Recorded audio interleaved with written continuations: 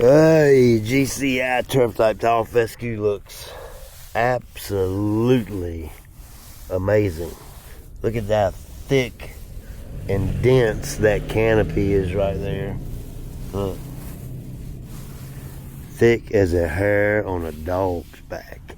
It is absolutely intense right now.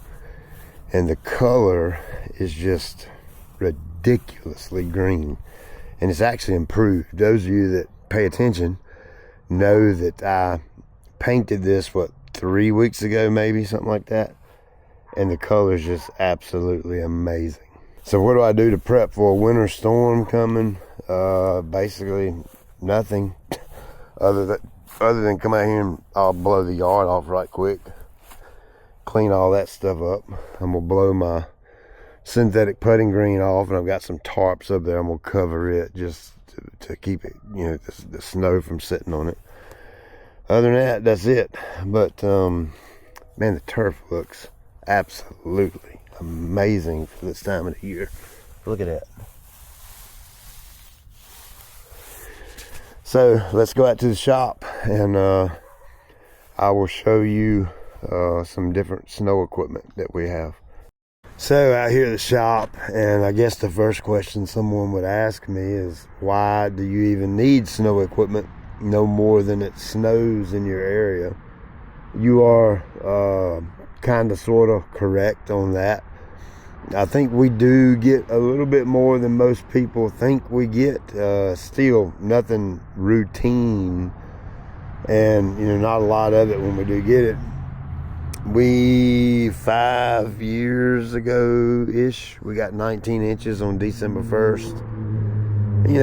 We'll get 2, 3, 4 inches here and there, little dustings here and there, but of course this one that is coming in this weekend was supposed to be 20 inches of snow, and I would actually much rather it be 20 inches of snow, but now they've changed the forecast. We're down to I think 4, maybe 5 inches of snow, and then ice on top of that. So I don't really care for the ice, but it is what it is. Nothing you can do to change that. But to answer that question, is our commercial accounts, the overwhelming majority of the commercial accounts that we manage, require us to do the snow removal. If we're going to do the mowing, the pruning, the fertilization, the weed control, all that kind of thing, and maintain the property, we have to be able to maintain the entire property, including snow removal.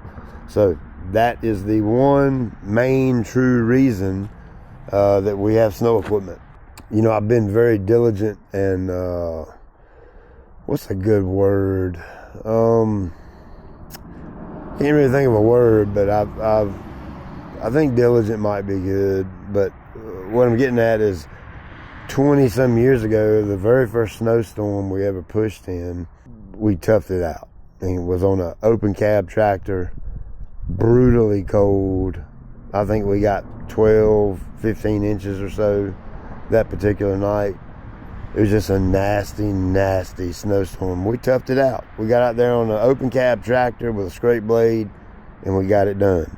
And I took the money from that snow event, bought my first snow plow, which is actually on that truck over there. I'll show it to you. Then the next snow event, we used that truck with that plow in the heat, and I took the money from that snow event and bought the next snow plow, and so on and so on and so on. So every single piece of snow equipment you see that I show you in this video has been paid for by actual snow revenue.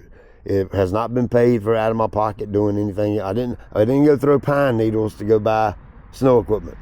That's what I mean by diligent. I was just very straightforward on how I wanted to spend money on snow equipment. So snow events paid for snow equipment.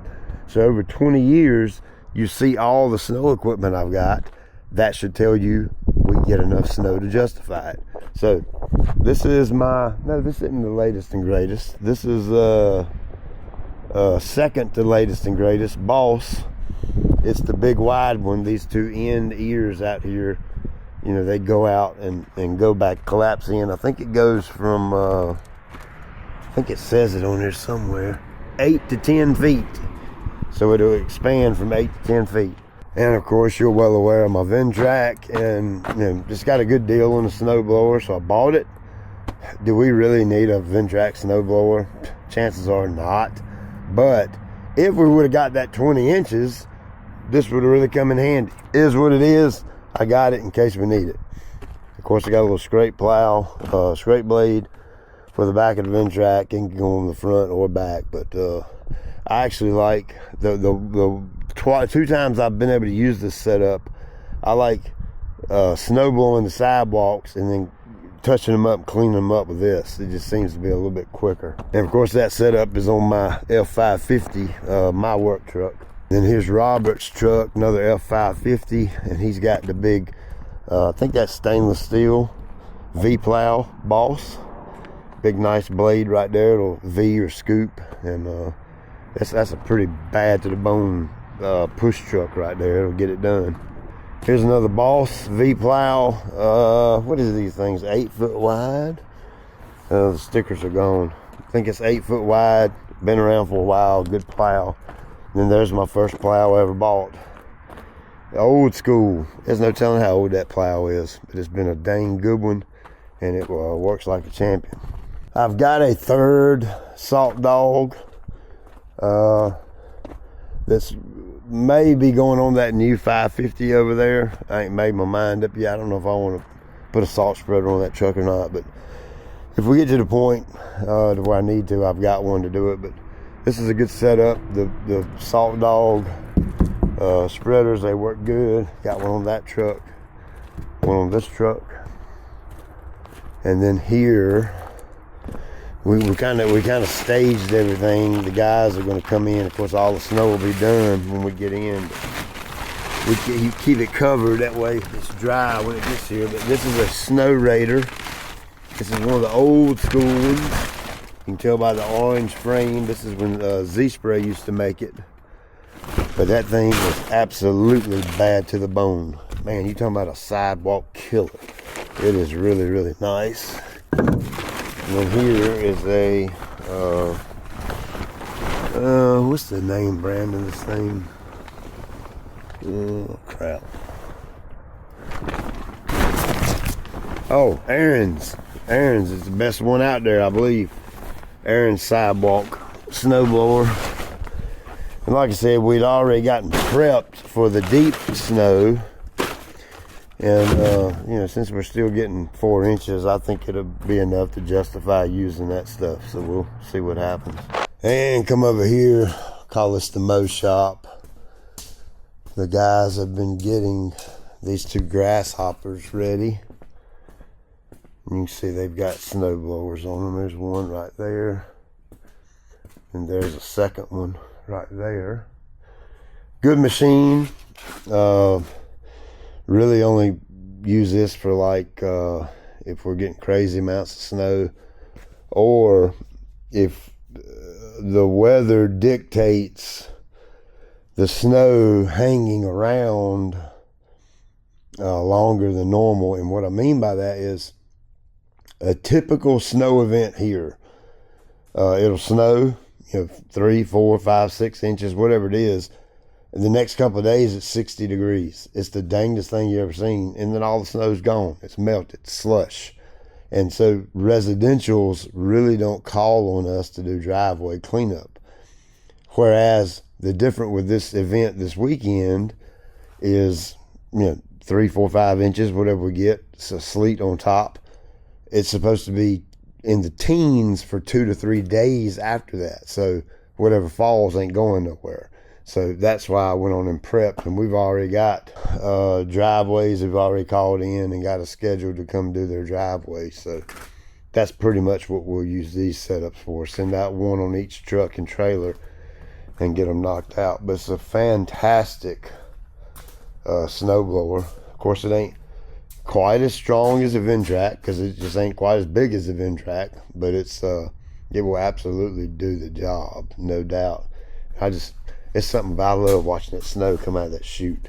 It's so fun. And you can see up here, this is like a scrape blade for the Grasshopper. that, you know, does a good job if the snow isn't too awful deep. But I think we're going to get just enough this time to justify the snow blower over the snow blade. So we'll see if I made the right call on that or not. Old school cab right here for the Grasshopper. Matter of fact, I got that one for sale on my website. And then here's the new style cab. And if you don't have a cab, if you got a Grasshopper and you're thinking about a cab, they're nice. They're really, really, really nice when it's like pouring down snow. It's got a little heater built up in there. See that? But man, you talking about a straight up beast to put on and off. It is an absolute nightmare. It would probably be easier if my rafters were higher, where I could pick this up higher and set it down onto the tractor and then bolt it all in. But I just don't have a space like that here. So we have to have 4 guys manually pick it up and set it onto the cab and hold it in place while you try to bolt it down. So it's pretty intense trying to get one on. And because we're not going to be out in the snowstorm cleaning while it's, you know, snowing, we're going to wait until the snow stops. We just decided not to use the cabs this time. But there's another cab over there. I got 2 of them for 2 of those. And of course, if there were ever a need for my JD, you know, for whatever reason, I got it, but have not used it yet in the snow. Only reason I could ever even see using that is if snow got piled up in a big pile somewhere by mistake and they needed the pile moved, and then I would hop in this and go move the pile. But as far as routine pushing snow with it, I just don't do that with this machine. This truck is my sidewalk plow truck. 7.3 diesel, good truck. 7.3 diesel, good truck. 7.3 diesel with a butt load of miles on it and still kicking, baby. Matter of fact, I think this one's pushing 400-ish. 350, 400. I'm pretty sure that one's over 300,000, and it's hard to beat that 7.3. She's bad to the bone. Of course, you can see where I put my pavement princess at. It's staying up under the shed, so I'm gonna drive my truck home and keep my truck out of the weather if I can help it. But this right here is the 6.7 Ford, absolute beast. The new Ford trucks is absolute beast. I kid you not. The same thing it's in mine's a 6.7, and it's bad to the bone. So there you go. That's my little shop tour with my snow equipment. You guys be safe and have a fantastic day or afternoon or whenever it is you're watching this. Appreciate you. Bye.